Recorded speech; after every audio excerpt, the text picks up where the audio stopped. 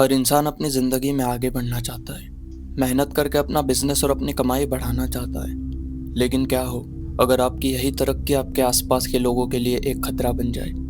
आज हम पंजाब के लुधियाना डिस्ट्रिक्ट की एक ऐसी वारदात को समझेंगे जो इंसान के दिमाग की एक बहुत बड़ी डरावनी सच्चाई दिखाती है।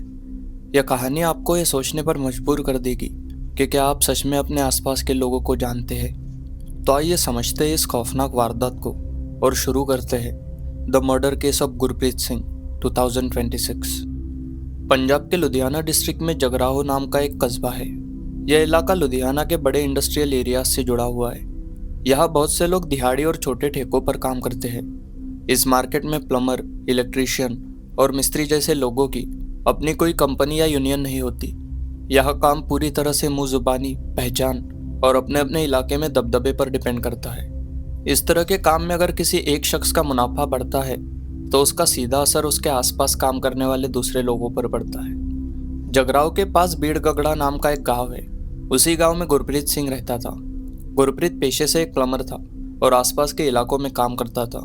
गुरप्रीत का प्लम्बिंग का बिजनेस काफी अच्छा चल रहा था। वो तेजी से अपने काम का दायरा बढ़ा रहा था। इसी मार्केट में हैप्पी और गीता नाम के दो और भी लोग काम करते थे। ये दोनों भी उसी एरिया में गुरप्रीत की तरह ही प्लम्बिंग का काम करते थे। गुरप्रीत और ये दोनों एक दूसरे को पहले से जानते थे। जब गुरप्रीत का काम बढ़ने लगा तो इलाके के बाकी प्लम्बर्स का काम अपने आप कम होने लगा। हैप्पी और गीता को गुरप्रीत की यह तरक्की खटकने लगी। गुरप्रीत का बढ़ता हुआ काम उनकी कमाई के लिए एक खतरा बन चुका था। इसी जलन के साथ एक और झगड़ा भी उनके बीच मौजूद था। गुरप्रीत और इन दोनों के बीच 10,000 रुपये का एक पुराना लेन देन अटका हुआ था। दिहाड़ी वाले इस मार्केट में 10,000 रुपये एक बहुत बड़ी रकम होती है। एक तरफ गुरप्रीत का लगातार बढ़ता हुआ काम और दूसरी तरफ ये पैसों का मामला। इन दोनों बातों ने मिलकर हैप्पी और गीता के मन में गुरप्रीत के खिलाफ एक गहरी दुश्मनी पैदा कर दी थी।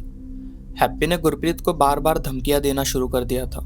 वो गुरप्रीत पर लगातार दबाव बना रहा था कि वो जगराव के उसके इलाके में प्लम्बिंग का काम करना पूरी तरह से बंद कर दे। ये अब सिर्फ मार्केट का कंपटीशन नहीं था बल्कि एक खुली दुश्मनी बन चुकी थी। मार्च 2026 की एक शाम गुरप्रीत अपने घर से किसी काम के लिए बाहर निकला। वो जगराव के बाहरी इलाके से गुजर रहा था। तभी रास्ते में उसे 3 लोगों ने घेर लिया। ये लोग कोई अजनबी नहीं थे। ये हैप्पी, गीता और गीता की पत्नी थी। यहाँ एक बहुत बड़ी बात ये भी समझने वाली है कि अगर गुरप्रीत को शाम के समय किसी बाहरी इलाके में 3 अजनबी घेरते तो शायद वो सावधान हो जाता। वो वहां से भागने की कोशिश करता। लेकिन गुरप्रीत के सामने जो लोग खड़े थे वो उन्हें पहले से जानता था। इसी जान पहचान की वजह से गुरप्रीत को तुरंत कोई खतरा महसूस नहीं हुआ।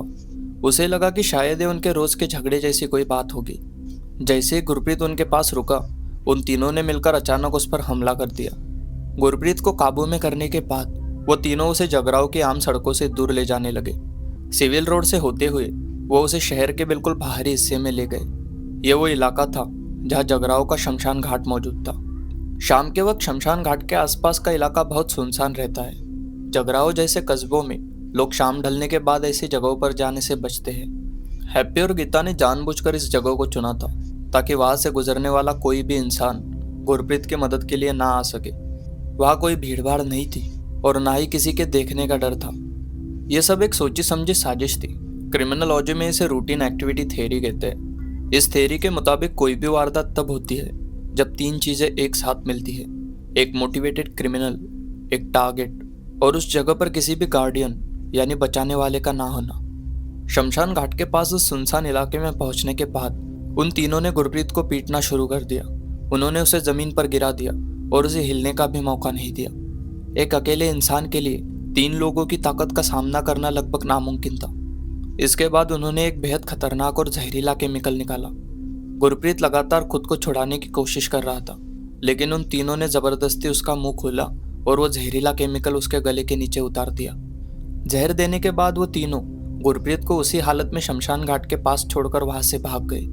गुरप्रीत की बॉडी में वो जहर तेजी से फैलने लगा था और उसकी हालत बहुत ज्यादा खराब हो चुकी थी। लेकिन किस्मत से कुछ अनजान लोगों की नजर उस पर पड़ गई।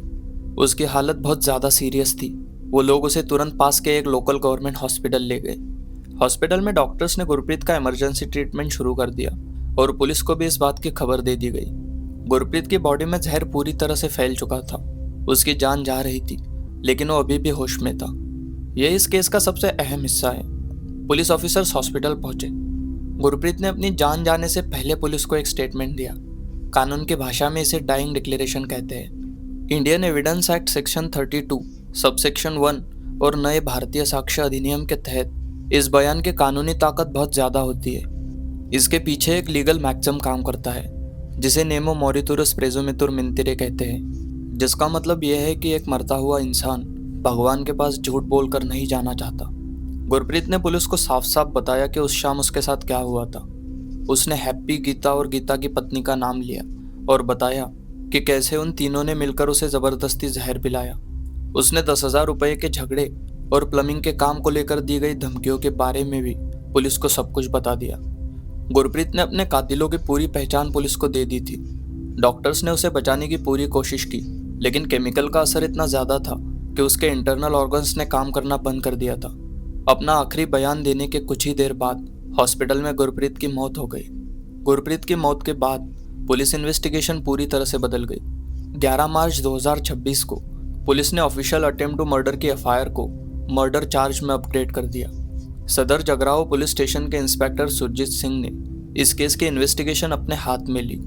पुलिस ने हैप्पी, गीता और उसकी पत्नी को फरार घोषित कर दिया। उन तीनों को पकड़ने के लिए लुधियाना शहर में अलग अलग जगहों पर रेड्स मारी जाने लगी।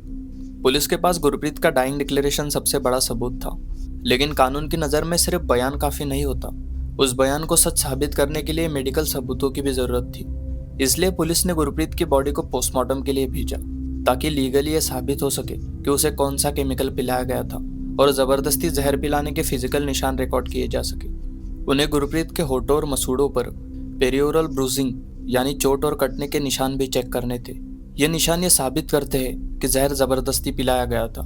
इसके अलावा ऑटोप्सी के दौरान गुरप्रीत के स्टमक, लीवर, स्प्लीन और किडनी यानी विसरल सैंपल्स के साथ साथ ब्लड सैंपल्स भी लिए गए। इन सैंपल को स्टेट केमिकल एग्जामिनर की लैबोरेटरी भेज दिया गया, लेकिन इंस्पेक्टर सुरजीत सिंह और उनकी टीम के लिए इन कातिलों को पकड़ना आसान नहीं होने वाला था। मार्च 2026 के उसी समय लुधियाना में एक बहुत बड़ा बवाल चल रहा था। एक लोकल बिस्किट फैक्ट्री में रोशनी नाम की एक लड़की की बड़ी ही सस्पिशियस हालत में मौत हो गई थी। रोशनी के परिवार वालों ने फैक्ट्री ओनर पर सवाल उठाए और सिविल हॉस्पिटल के बाहर बहुत बड़े प्रोटेस्ट शुरू कर दिए थे। गुस्साए लोगों ने सड़कें ब्लॉक कर दी थी और हालात बेकाबू हो रहे थे। इस बवाल के साथ साथ एक और बड़ी घटना चल रही थी। उसी दौरान लुधियाना के 10 लोकल स्कूल्स को ईमेल के जरिए बॉम्ब से उड़ाने की धमकियां मिली थी। इन धमकियों की वजह से पूरे शहर में दहशत फैल गई थी। स्कूल खाली करवाने और उन ईमेल्स को ट्रैक करने के लिए लुधियाना पुलिस की साइबर सेल और बहुत बड़ी पुलिस फोर्स वहां भी उलझी हुई थी। इस बड़े बवाल और बॉम्ब थ्रेट की वजह से लुधियाना पुलिस का पूरा फोकस उन प्रोटेस्ट को कंट्रोल करने में लगा हुआ था। पुलिस की कई बड़ी टीम्स दंगे रोकने, भीड़ को संभालने और ट्रैफिक खोलने में बिजी थी। इसी अफरा तफरी और पुलिस रिसोर्सेज के बढ़ जाने का पूरा फायदा हैप्पी, गीता और गीता की पत्नी को मिल रहा था। पुलिस का ध्यान बटा हुआ था, जिससे जगराओं पुलिस की मैनहंट की स्पीड धीमी पड़ गई और उन तीनों कातिलों को पुलिस से छुपने और भागने का ज्यादा समय मिल गया। इस केस में सबसे हैरान करने वाली बात है कत्ल का तरीका। आमतौर पर जहर किसी खाने या पीने में छुपकर मिलाया जाता है ताकि कातिल को सामने से लड़ना ना पड़े। एक जवान और ताकतवर इंसान को जबरदस्ती जहर पिलाना बहुत मुश्किल काम है। इसके लिए बहुत ज्यादा फिजिकल ताकत की जरूरत होती है। इसलिए हैप्पी और गीता को गुरप्रीत को काबू में करने के लिए गीता की पत्नी की भी जरूरत पड़ी। एक छोटे से बिजनेस डिस्प्यूट में घर की औरतों का इस तरह झगड़े में शामिल होना यह बताता है कि यह डिस्प्यूट सिर्फ काम का नहीं बल्कि एक गहरी पारिवारिक दुश्मनी बन चुका था। लेकिन उन्होंने मारने के लिए जहर ही क्यों चुना? एक्सपर्ट्स की जांच के मुताबिक इसके 2 बड़े कारण हो सकते हैं। पहला, पंजाब के गांवों में फाइनेंशियल प्रॉब्लम्स की वजह से पेस्टिसाइड खाकर सुसाइड करने के केसेस अक्सर आते रहते हैं। आमतौर पर सुसाइड के लिए सेल्फोस यानी एल्यूमिनियम फॉस्फाइड या ऑर्गेनोफॉस्फेट्स नाम के केमिकल इस्तेमाल होते हैं। कातिल शायद इसे सुसाइड का रूप देना चाहते थे ताकि कोई पुलिस केस ही ना बने और इन्वेस्टिगेशन जल्दी बंद हो जाए। दूसरा कारण यह हो सकता है कि वो गुरप्रीत को तड़पा तड़पा कर मारना चाहते थे। इस तरह के जहरीले केमिकल्स शरीर के अंदर बहुत भयानक दर्द पैदा करते हैं। उनकी दरिंदगी इतनी ज्यादा थी कि वो गुरप्रीत को आसानी से नहीं बल्कि सबसे दर्दनाक मौत देना चाहते थे। अब जैसे जैसे समय बीत रहा है, जगराओं पुलिस के लिए चुनौती और भी बढ़ती जा रही है। गुरप्रीत सिंह की मौत ने इस दिहाड़ी मार्केट की एक बहुत बड़ी डरावनी सच्चाई दुनिया के सामने ला दी है। कैसे एक छोटी सी 10,000 रुपयों की रकम और काम छिन जाने का डर लोगों को इस हद तक अंधा कर सकता है कि वो अपने ही जान पहचान वालों का इतनी बेदर्दी से कत्ल कर दे। जगराओं पुलिस की रेड्स अभी भी जारी है। अब देखना यह है कि पुलिस इन तीनों को कब पकड़ पाती है और गुरप्रीत को इंसाफ कैसे मिलता है। कोर्ट में कातिलों के वकील ये साबित करने की पूरी कोशिश करेंगे कि जहर की वजह से गुरप्रीत टॉक्सिकोलॉजिकल डिलीरियम यानी हेलुसिनेशन का शिकार हो गया था और इस वजह से उसने गलत लोगों का नाम लिया। इसलिए कोर्ट में गुरप्रीत का डाइंग डिक्लेरेशन और पोस्टमार्टम की ब्रूजिंग रिपोर्ट ही प्रोसिक्यूशन का सबसे बड़ा हथियार साबित होगी। इस केस को क्रिमिनल साइकोलॉजी के नज़रिए से समझना भी बहुत ज़रूरी है। हैप्पी, गीता और उसकी पत्नी कोई प्रोफेशनल क्रिमिनल्स या सीरियल किलर्स नहीं थे, बल्कि ये रोज़ दिहाड़ी कमाने वाले आम लोग थे। क्रिमिनल साइकोलॉजी में एक कॉन्सेप्ट होता है जिसे ग्रुप पोलराइजेशन कहते हैं। जब 2 या 3 लोग एक ही तरह की जलन और नफरत महसूस करते हैं तो वो एक दूसरे के गुस्से को और भड़काते हैं। उनके बीच एक ऐसा इको चेम्बर बन जाता है जहाँ कोई भी उन्हें रोकने या समझाने वाला नहीं होता। अकेले शायद हैप्पी या गीता कभी भी गुरप्रीत का कत्ल करने की इतनी भयानक हिम्मत नहीं कर पाते, लेकिन ग्रुप में होने की वजह से उन्होंने एक दूसरे को साइकोलॉजिकल सपोर्ट किया, जिस वजह से कत्ल करने का उनका डर पूरी तरह से खत्म हो चुका था। गीता की पत्नी का इस वायलेंस में एक्टिवली शामिल होना इस बात का सबसे बड़ा सबूत है कि उन्होंने अपने दिमाग में गुरप्रीत को पूरी तरह से डिह्यूमनाइज कर दिया था। उनके लिए गुरप्रीत अब कोई इंसान या पुराना जानने वाला नहीं था, बल्कि उनके कमाई के बीच खड़ा एक दुश्मन बन गया था, जिसे रास्ते से हटाना ही उनके लिए सबसे जरूरी हो चुका था। इस पूरे केस में इल्यूजन ऑफ सेफ्टी यानी सुरक्षा के झूठे एहसास का भी बहुत खतरनाक इस्तेमाल किया गया। क्रिमिनल्स अक्सर विक्टिम को फंसाने के लिए अपनी पुरानी जान पहचान का फायदा उठाते हैं। गुरप्रीत के नेचुरल डिफेंस मैकेनिज्म ने उस समय काम नहीं किया क्योंकि वो अपने ही पेशे के लोगों को देखकर रिलैक्स हो गया था। जहर देकर तड़पा तड़पा कर मारना सिर्फ एक मर्डर नहीं था, बल्कि उनका पावर ऑफ डोमिनेंस दिखाने का एक ब्रूटल तरीका था। ये केस एक बहुत गहरी साइकोलॉजिकल वार्निंग देता है कि कैसे फाइनेंशियल इनसिक्योरिटीज और प्रोफेशनल जलन किसी भी आम इंसान के दिमाग को पूरी तरह से करप्ट कर सकती है और उसे एक ठंडे दिमाग वाले कातिल में बदल सकती है। आज के लिए इतना ही। मेरा नाम है केपी और ऐसी ही सच्ची कहानियों के लिए जुड़े रहिए। अगले केस में फिर मुलाकात होगी। तब तक अपना और अपनों का ख्याल रखिए। Thank you.